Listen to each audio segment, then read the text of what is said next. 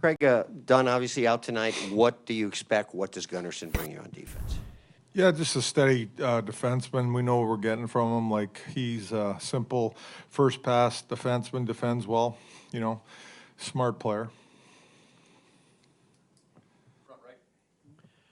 Craig, you feel like that's been a smooth transition for you guys this year? When you lose somebody off the blue line, you got somebody capable that can step in? Yeah, we got some good depth back there, experience too. Like, Gunnarsson steps in. He's been in the league for a while and played in big games, big situations in the playoffs before. So it's a good thing to have for sure.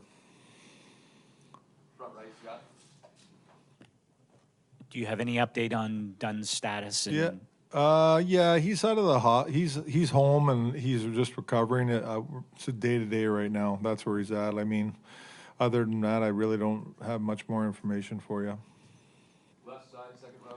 Craig, how did the year that you spent as the head coach in Chicago in the AHL maybe change and evolve the way that you handle young players here with the Blues now? Yeah, I think that's a good question. It was. Yeah, I mean, it's a different league down there. I get all that, and you have to handle your young players a little differently down there. You're developing them as much as your job is to get them to the NHL, plus win hockey games at the same time.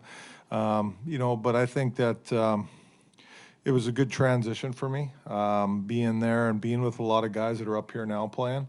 So I know the players, they know me, they know what it's expected of them. I know what I can expect from them. So I think that helps. Front right. Greg, Sammy Blais play in Game 3. The hits keep being there, but it looks like he was bringing more offensive play in that game. Has that just been developing as he's had more ice time here in the playoffs?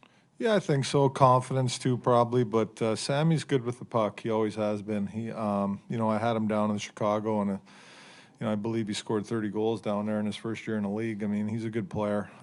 He's a confident player with the puck and can make plays. And I thought he did a nice job last game. He had some real good looks, and unfortunately didn't score, but created a lot. He had some shots that were blocked that were good looks, but he's playing good hockey for us. Not only physical, but and provides that energy with his physical play, but his puck play is really good. We'll do a few more back left. Craig, what have you been able to do against Thomas Hertl, and how important is it that you keep him at bay here? Yeah, it's tough. I mean, they're good players, obviously. Him and Logan Couture. They're two so-called top centermen, and even obviously Joe Thornton had a big game last game for him with 2 goals. People that are out there against those guys, and you gotta be on the right side of things, and they're hard to handle. Hertl's a big kid and skates well, and he's strong, but our guys have done a pretty good job. I think it's when all 5 guys on the ice when you're out there, you gotta know what's going on and being on the right side of things, and you got to check him hard. He's tough to handle. He's a big kid that's strong and skates well.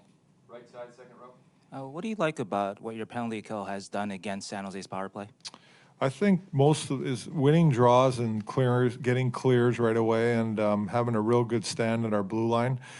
We've forced a number of turnovers there, or forced dump-ins that we're retrieving, or Bennington's doing a good job with the puck back there and making a play and getting it out of the zone. That's a big thing.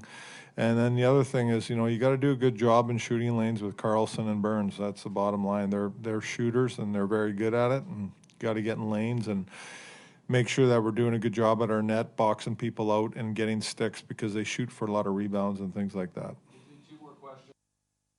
What have you thought of Alex Steen's play, and how valuable is his experience for that fourth line? Yeah, he's played really well through the playoffs. I think, he's been a good role guy for us for all year, penalty killer and shutdown guy. He's out there at the end of games shutting the other team down with goalie out or in defensive situations. But the line of Sundqvist, Barbashev, and Steen have been really good since we put it together. They provide a lot of energy, and they have good chemistry together, and they just forecheck and work hard, and they're getting us some secondary scoring, which is nice. Last question, front left. You said after Game 1 you thought maybe you were too aggressive in looking for hits. How do you think that balance is since then, and is it having an effect, do you think, on the Sharks' defense? Well, it definitely has an effect, but, you know, we can't be running out of position, you know, the whole game looking for hits. The puck's what's important. You got to get the puck back. So we talk to our guys about, you know, making contact but getting the puck. You know, it's not just one thing being physical, it's about the puck. So, and we've done a better job after game one since then. So, good, thanks.